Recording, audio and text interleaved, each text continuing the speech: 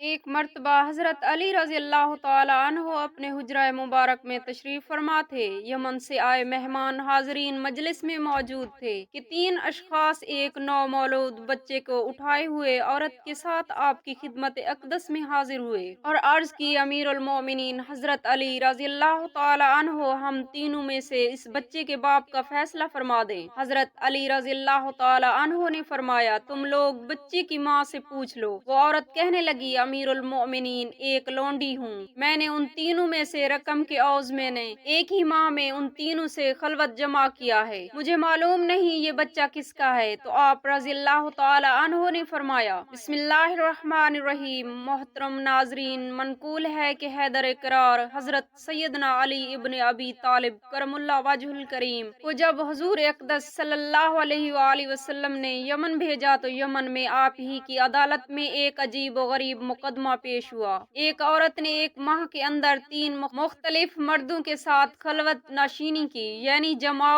ہم بستری کی، اور پھر وہ عورت حاملہ ہو گئی۔ ان تینوں مردوں میں سے ہر ایک کو وہ عورت کہتی کہ تم میرے پیدا ہونے والے بچے کے باپ ہو۔ وہ تینوں مرد خوش ہو رہے تھے، اور 9 ماہ بعد جب اس عورت کے ہاں ایک لڑکا پیدا ہوا، اب ان تینوں اشخاص نے یہ دعویٰ کیا کہ وہ اس لڑکے کے باپ ہیں۔ آپ رضی اللہ تعالی عنہ نے چونک آغوش نبوت صلی اللہ علیہ وآلہ وسلم میں پرورش پائی تھی، اور حضور نبی کریم صلی اللہ علیہ وآلہ وسلم سے علم ظاہر اور علم باطن میں فیض یافتہ تھے۔ چنانچہ حضرت علی کرم اللہ وجہ الکریم نے فرمایا کہ لڑکے کی دیت کے 3 حصے کیے جائیں اور پھر قرار ڈالا جائے، اور یہ قرار جس شخص کے نام نکلے گا وہی اس لڑکے کو اپنے ساتھ لے جائے گا، جبکہ باقی 2 لوگوں کی دیت کے 3 حصوں میں سے 2 حصے اسے ملیں گے۔ اور آپ رضی اللہ تعالی عنہ نے اس مسئلے کو غلام کے مسئلہ پر قیاس کیا تھا۔ پھر آپ رضی اللہ تعالی عنہ جب یمن سے واپس لوٹے اور حضور نبی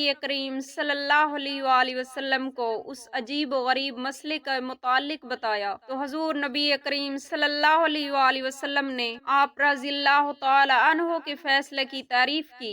یمن میں ہی قیام کے دوران حضرت حیدر کرار حضرت سیدنا علی ابن ابی طالب کرم اللہ وجہ الکریم کے پاس دیت کا ایک مقدمہ پیش ہوا۔ منقول ہے چند لوگوں نے ایک شیر کو پھنسانے کے لیے کنواں کھودا اور شیر اس کنویں میں گر گیا۔ پھر ان لوگوں میں سے چند ایک دوسرے سے مذاق کرتے ہوئے اسے کنویں میں دھکیلنے لگے، اور ان کے اس مذاق کے دوران ایک شخص واقعی اس کنویں میں گرتے ہوئے ایک اور شخص کے دامن کو پکڑ لیا۔ دوسرے شخص نے بھی بدحواسی میں تیسرے شخص کا دامن پکڑ لیا، اور تیسرے شخص نے چوتھے شخص کا دامن پکڑ لیا، اور پھر چاروں شخص اس کنویں میں گر پڑے۔ شیر نے ان چاروں شخص کو چیر پھاڑ ڈالا۔ ان چاروں لوگوں کے وارث آپس میں جھگڑا کرنے لگے اور ہر کوئی دوسرے کے مقتول کو مورد الزام ٹھہراتا تھا۔ پھر حیدر کرار حضرت سیدنا علی ابن ابی طالب کرم اللہ وجہ الکریم کو اس واقعے کا علم ہوا تو آپ رضی اللہ تعالی عنہ نے فرمایا، ایک نبی کی موجودگی میں تمہارا یوں جھگڑنا اچھا نہیں ہے، اور تم اپنا مقدمہ عدالت نبوی صلی اللہ علیہ وآلہ وسلم میں پیش کر سکتے ہو۔ ان لوگوں نے کہا، آپ ہمارے مابین موجود ہیں، آپ ہی اس مقدمے کا فیصلہ فرما دیں۔ آپ کرم اللہ وجہ الکریم نے فیصلہ دیا کہ جن لوگوں نے کنواں کھودا تھا ان کے قبائل سے ان مقتولین کے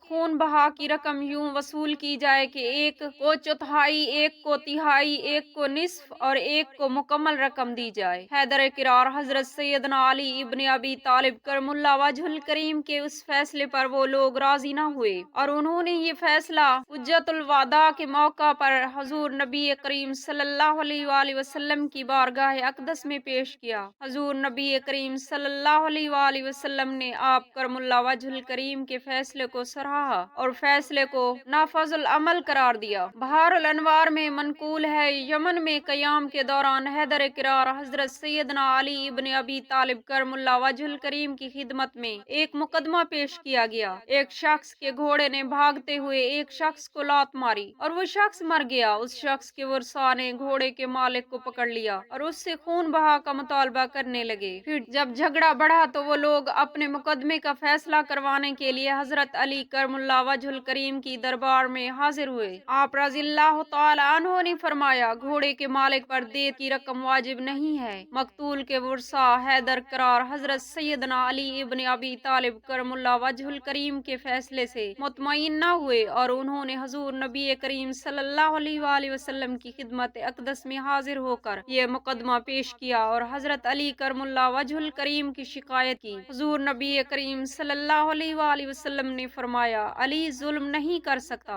और मेरा वही फैसला है जो अली रज़ी अल्लाह तआला अन्हु का है। मकतूल के वरसा ने जब हुजूर नबी करीम सल्लल्लाहु अलैहि वसल्लम की बात सुनी तो कहा, या रसूलल्लाह सल्लल्लाहु अलैहि वसल्लम, हम आपसे उनके फैसले पर राजी हैं और हम हैदर किरार हजरत सैयदना अली इब्न अबी तालिब अली रज़ी अल्लाह तआला अन्हु के फैसले को तस्लीम करते हैं। अल्लाह तबारक व तआला से दुआ है मेरे तमाम मुसलमान बहन भाइयों के बच्चों को अल्लाह पाक अपने साए में जगह अता फरमाए।